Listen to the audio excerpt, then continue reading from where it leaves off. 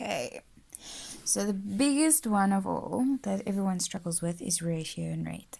So just before we start, ratio is a comparison of something of the same kind.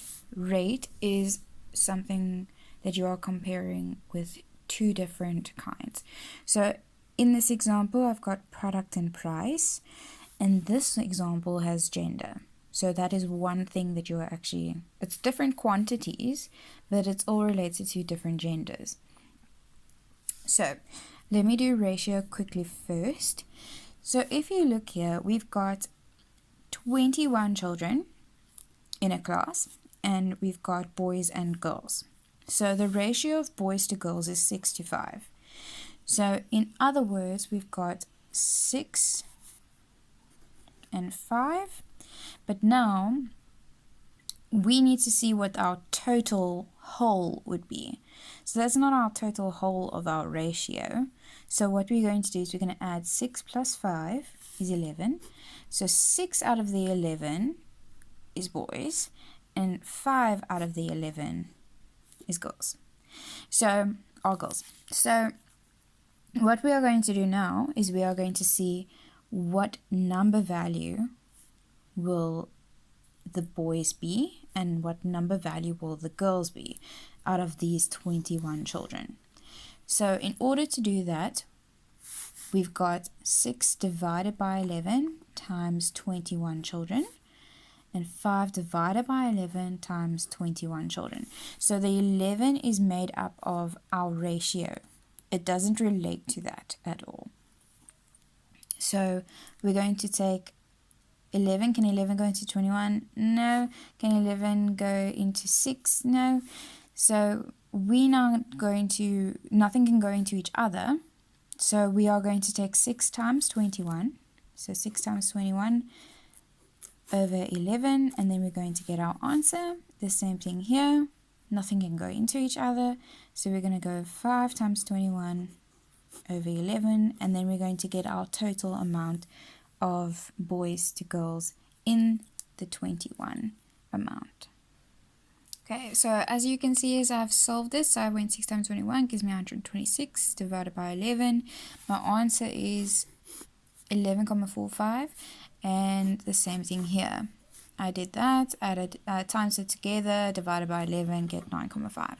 So now we've got a problem. We've got 21 children, but we can't have half a child, and we can't have about a quarter or more than a quarter of a child. So unless they've got limbs and stuff, but we're not going to talk about that. So what we are going to do is we're going to see, okay, let's round this down because it's a 4. So 4 can't be rounded up, so it actually rounds back down. So you're going back to your rounding off rules. So it will now become 11 children that are boys. And then we've got 5 rounds up. So if 5 rounds up, this will become 10. So we've got 10 girls. And you still need to see that this number is bigger than this number. Why? Because there's a 5 to 6 ratio, which means that this, whatever this number is that you get as an answer, needs to be a bit bigger than that number, which is correct. So if you add them together, 11 plus 10, does it give me 21? Yes, it gives me 21 children altogether. This happens exactly the same if you have more than one thing you need to split between. So say for instance you've got an amount of money that you need to split between 3 people. You do the exact same process. So you're going to take these ratios, make sure that they are as simple as possible. 6 and 5 can't be made smaller because nothing can go into them equally. So what we are going to do is we're then going to add them together, get a total amount, so 6 out of the 11 and 5 out of the 11, and you're going to do the exact same with the 3 ratios. You add them together, you're going to get a total, you put the ratio amount on top over the total times by what you are actually trying to find. I will do an example of it later. However, I want to move on to rate quickly. Rate is when you are having quantities of two different kinds that are being compared, you've got a product and a price. So we've now got a pack of 6 eggs, and that costs 12 Rand. So what we want to do is we want to find out, first of all, how much money is it going to cost for one egg in the pack. So we are going to take the amount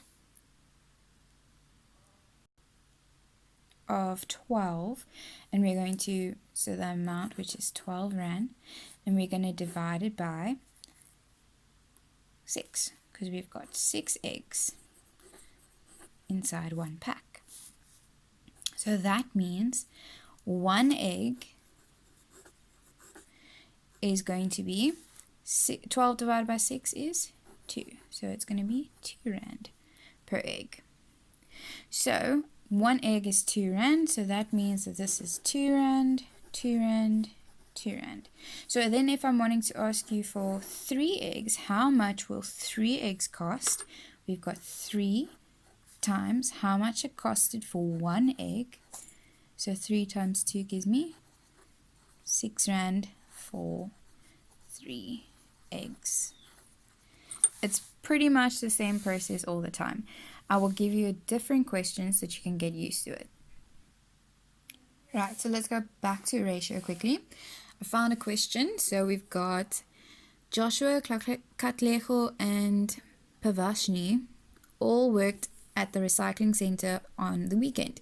Joshua worked for 5 hours, Katlego worked for 3 hours, and Pavashni worked for 4 hours. If they were paid a total of 288 Rand, calculate the fairest possible way to divide the money between all 3 of them. So basically, bless you. So basically what we want to do is we want to find out how to get this cat off of my page quickly. Sorry. So basically what we want to do is we want to see how much they are all going to get paid for the total amount of hours that they worked. Because if you worked for longer, you would want to get paid more, obviously. So we are going to go back to the question, and it says that we've got these 3 people, and they all worked at the cycling center. Joshua worked for 5 hours. So he worked for 5 hours. She worked for 3, and Pavashni worked for 4 hours. Okay, so this is in its simplest form. We can't actually divide anything into it to make it smaller. So what we are going to do, our total amount that we need to share and keep in mind at the back of our heads is 288. But first, what we need to do is we need to add these together to get a total. So we're going to take 5 plus 3 plus 4. So 5 plus 3 is 8. 8 plus 4 is 12. So we're going to take 5 over 12, 3 over 12, and 4 over 12. Or how you can write it is we've got 5 to 12, 3 to 12, or 4 to 12. It also means, so this would be the ratio form with the 2 dots, and this would be the fraction form of the equation or the expression. So what we've got now is we've got 5 divided by 12, and we times it by how much we want to share between all of them, which is 288. So 288. The same thing here, 288 and 288. So we're first going to see, can 12 go into 288? So we can take our calculator if you're not sure. 288 divided by 12. Yes, it does. 12 can go into 288 24 times. And then we can do this with all of them because they are exactly the same. So now we've just got 5 times 24 is 120. So he will get 120 Rand.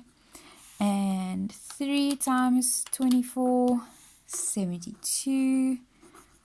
So she will get 72 Rand. And lastly, 4 times 24, 96. So what will happen if you add all of these together? You should get 288. So let's check. Plus 72 plus 120 is 288. And that means that they are exactly the same. So first of all, just check. 120 is the biggest amount? Yes, and that's 5. 5 parts of the whole. Then we've got the next biggest amount needs to be, what was the name? Pavashni. Pavashni needs to have a bit bigger than this one. Yep, that's correct. And that is the least. So you should be correct if you have followed those procedures.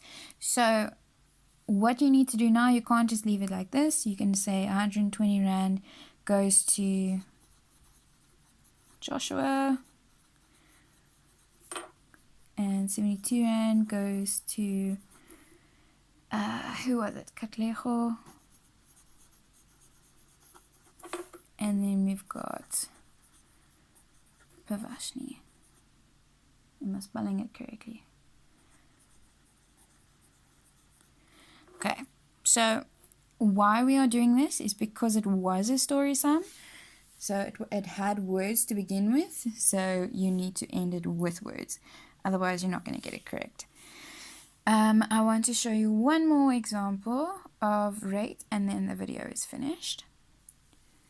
Okay, so rates can be done in currency. It can be done with kilometers per hour, which is distance. It can be heart rate per minute. It can be infections. So if you look at the coronavirus at the moment, we've got a lot of infections happening per day. So each day a certain amount has been calculated. So that would be part of rates. If you think about it, rates and taxes is how much is being paid. So it kind of works the same way. Exchange rates, it's how much you will have to pay.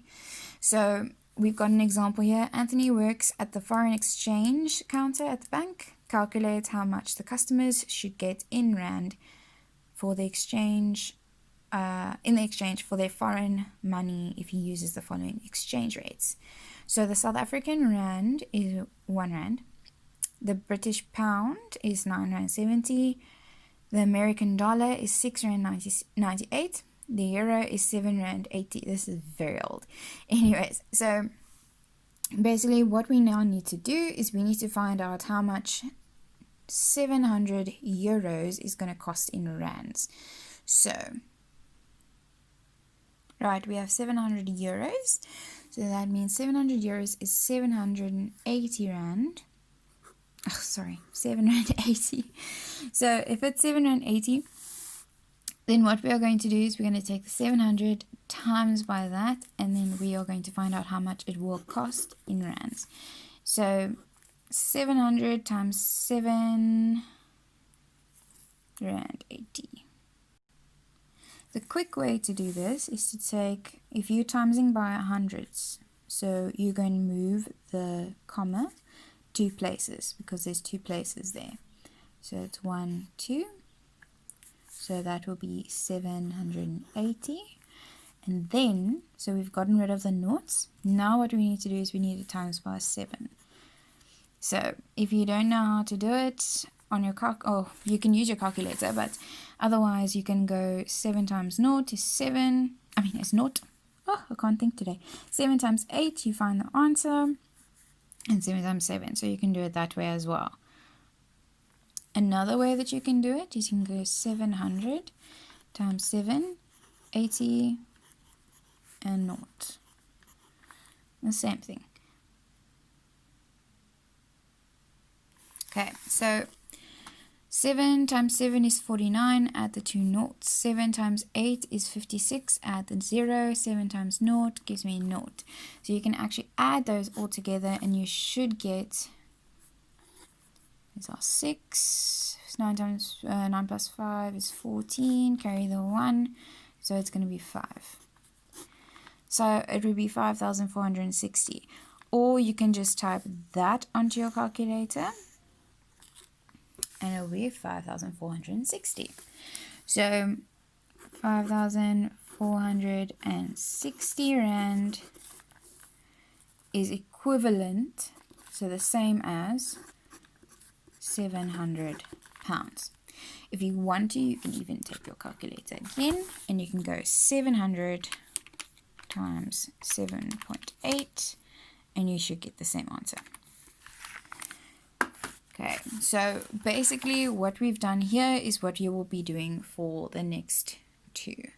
So for the euros, and for the pound and for the American dollar.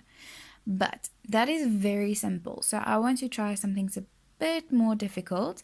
So let's try number 8. It says Judith wants the best value for money.